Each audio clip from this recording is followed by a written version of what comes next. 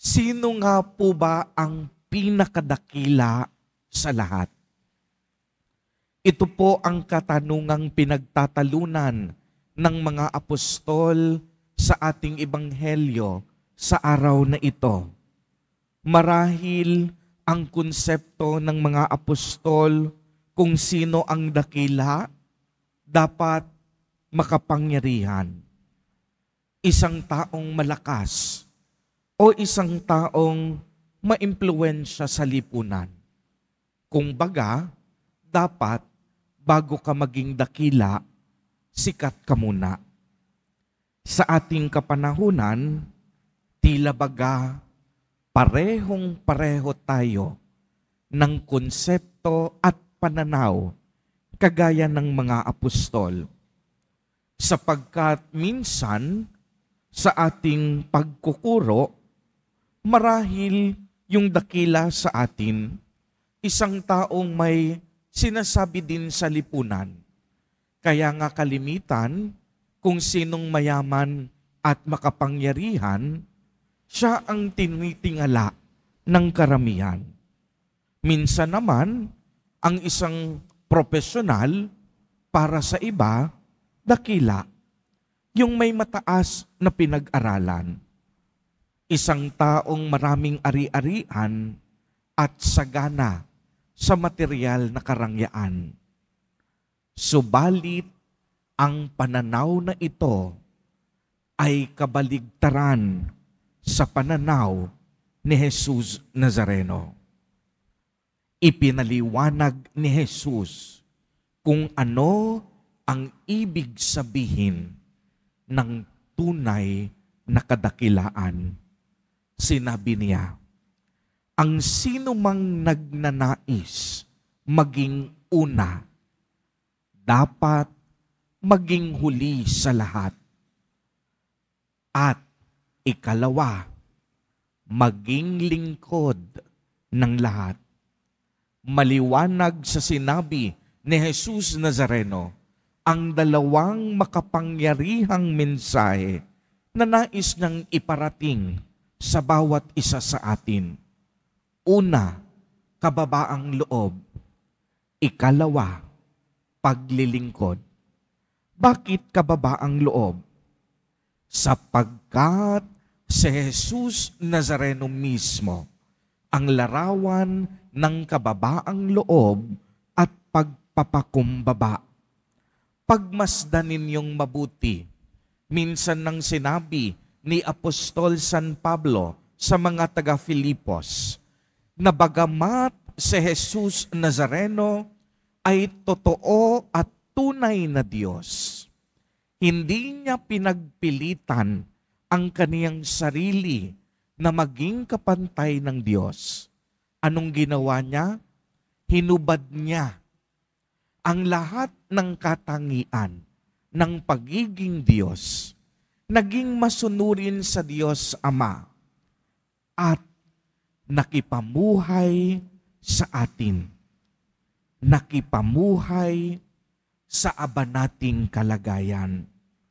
Kaya nga kung inyong mapapansin, hindi naman pumunta si Jesus Nazareno sa ating mundo upang magpasikat at maging sikat sa lahat. Hindi naman siya pumunta sa atin bagamat siya'y Diyos upang husgahan ang bawat nating pagkakamali at mga kasalanan.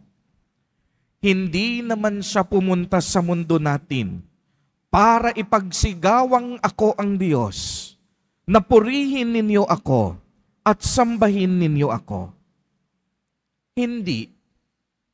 Pumunta sa Jesus Nazareno, tahimik, isinilang sa sabsaban, isinilang na walang karangyaan, tahimik na inunawa ang bawat isa sa atin.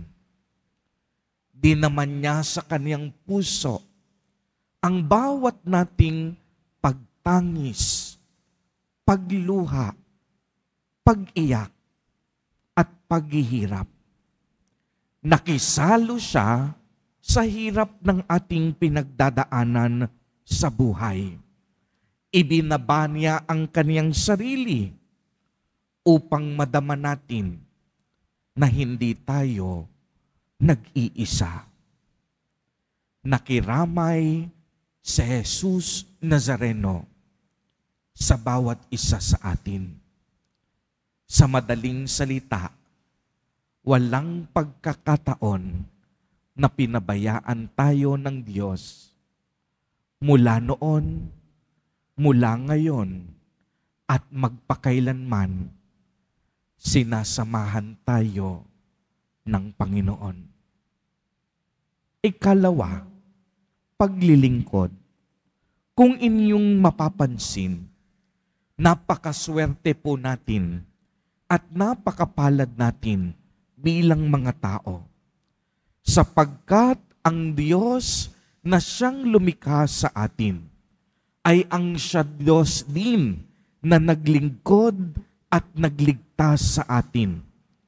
Pinaglingkuran tayo ni Jesus Nazareno upang ipakita sa atin kung ano ang ibig sabihin ng pagbibigay ng sarili para sa ating kapwa at iniibig.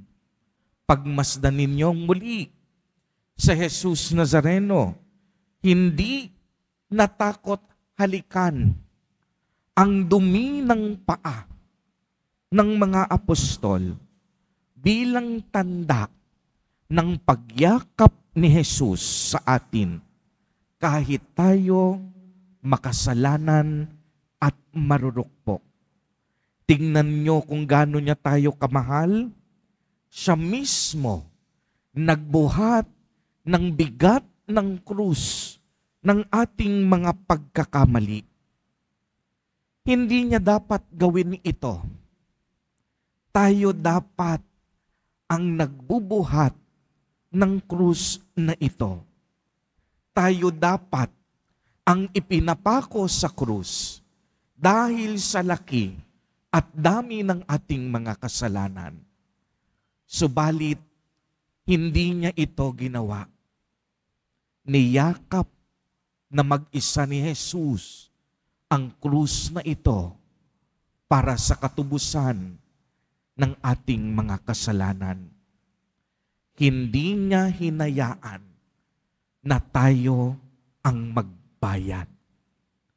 Tinubos niya tayo ng kanyang dakilang pag-ibig at kailanman si Jesus Nazareno hindi humihingi ng anumang kapalit malibang tayo rin ay magpakumbaba at maglingkod sa ating kapwa. Mga kapatid kay Kristo at mga kadiboto, simple lamang po ang hamon sa atin ng ating ebanghelyo sa araw na ito. Ang pagiging dakila ay hindi nakasalalay sa mga bagay na pwede nating ipagmayabang.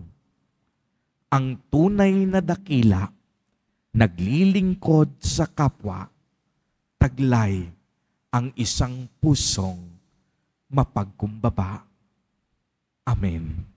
Purihin at dakilain natin ang ating Panginoon, ang mahal na poong Jesus Nazareno.